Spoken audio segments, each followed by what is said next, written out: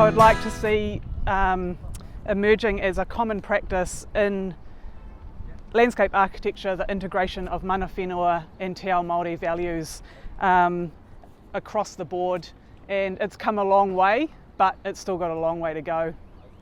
I think it's important that we, I think, more widely recognised for what we do in that sustainability space, and demonstrate our relevance around, how important we are in connecting people to the environment and helping with the sustainability issues with all sorts of things, farm management. The climate change emergency that our government has declared is a good start. It's going to need action behind it if it's going to mean anything. I don't think we should sit there and wait for the government to tell us how to do it. I think an evidence-based design approach to reducing carbon in our towns and cities is very much required, and I think we've got a lot to add to that conversation. We're really, we should be thinking that our job now is to decarbonise our towns and cities through the design of better active transport, favouring projects that promote more efficient urban form. I think there's a chance to get more thought leadership out there. And by out there, I mean kind of through connections and relationship growing mana, and perhaps having more advocacy for change. I think we've got a solid profession, and it's time to sort of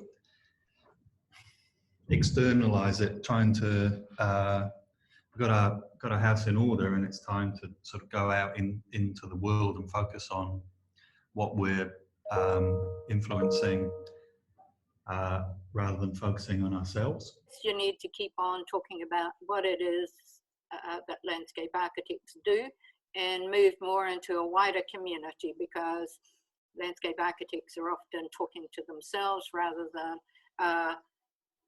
including a much more diverse field of interest. And so I'm hoping that will be, communications will be a particular interest coming up. And as I said, collaboration with a much wider area of people. We're hoping that universities, for instance, will collaborate through knowledge hubs on things to do with land and landscape. The visibility of landscape architecture as its presence has always struggled a little bit, I think, when it comes to urbanism. And I think, 2021 and moving forward, the vast majority of us are going to be dealing with urban spaces.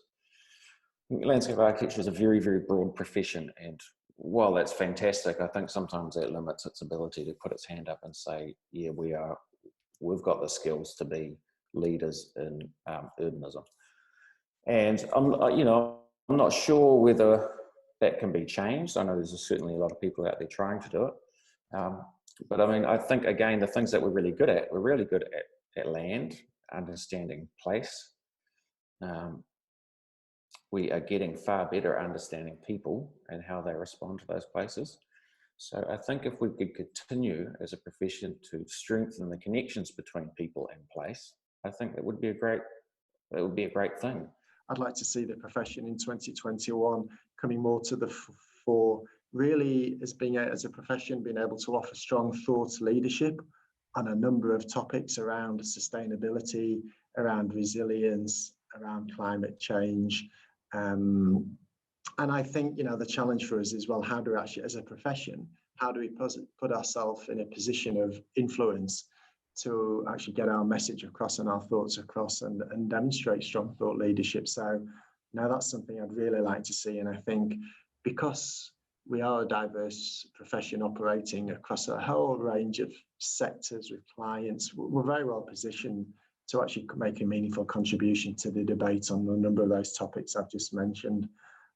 I think as well, I'd like to see us, and we're making great advances in this, I think, but there's more to give, just in terms of cultural design, the use of Te Reo Maori, the Te Ranga design principles, and actually we are a broad church and we need to be open and embrace diversity of thought and diversity of design approach. When you say you're a landscape architect, people think on the small scale, like what's just immediately there, but I think we've got a potential role to solve some of the bigger issues that have emerged, and one of those I would say is tourism, and with the chance not to be able to travel internationally, and it's given things a bit of a break, and it's also drawn to our awareness that perhaps before this year there are areas which are just at maximum capacity and maybe didn't have the facilities to cope, and I feel like now is a good time, and it's already starting to be discussed about how we can reconsider things like national parks and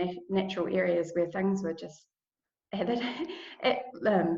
just couldn't cope really. So I think landscape architects could definitely and should have a role in the discussion about how we think going forward, and making sure that we don't overextend areas that are just not going to be able to cope with masses of people. So that balance of natural space and people's requirements for that sort of balance, I think that's really key. I think there's probably scope for our profession to advance beyond our field typically, and sort of more into the realm typically reserved for the architects, and sort of take up some space in that area.